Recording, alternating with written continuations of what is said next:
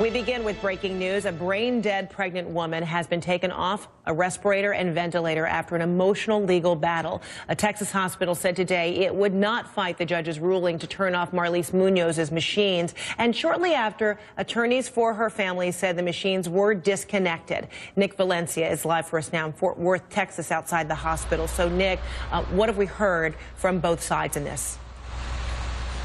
Well, we have heard from both sides so far. Eric Munoz, the husband of Marlise Munoz, did not speak to the media publicly, but attorneys for the family released this statement. I want to read part of that now, Fred. It said, at approximately 11:30 a.m. Central Time, 12:30 p.m. Eastern Standard Time, Marlise Munoz's body was disconnected from life support and released to Mr. Munoz. The Munoz and Machado families will now proceed with the somber task of laying Marlise Munoz's body to rest and grieving over the great loss that has been suffered. And this journey has been about an 8.5-week journey of anguish for the family, who has fought the hospital all that time to try to get Marlise Munoz removed from the ventilator. Marlise Munoz was legally pronounced brain dead on November 28th, about 2 days after she was found unconscious on her kitchen floor. Now, the hospital, JPS Hospital here behind me, they've maintained that they were doing the right thing all along and simply following state law.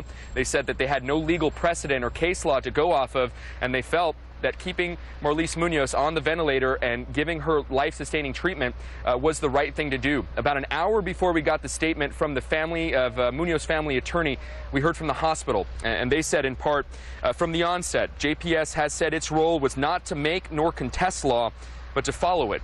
On Friday, a state district judge ordered the removal of life-sustaining treatment from Marlise Munoz. The hospital will follow the court order. That court order gave the hospital until 5 p.m. on Monday to remove Marlise Munoz from the ventilator. They decided to do that, as I mentioned, about 11:30 a.m. on Sunday morning. Fred? All right. Any indication about whether there will be a battle coming for that state law? You know, that is a great question, and you know, some people I've talked to in the legal community say that this is a battle that's far from over. While the hospital says that they don't, that they will follow the court's mandate, I asked them if they have plans to appeal this judge's decision. They said, Nick, we're going to follow the court's mandate. There's no word yet from the state capitol on whether or not they will intervene. Fred? All right, Nick Valencia, thanks so much in Fort Worth.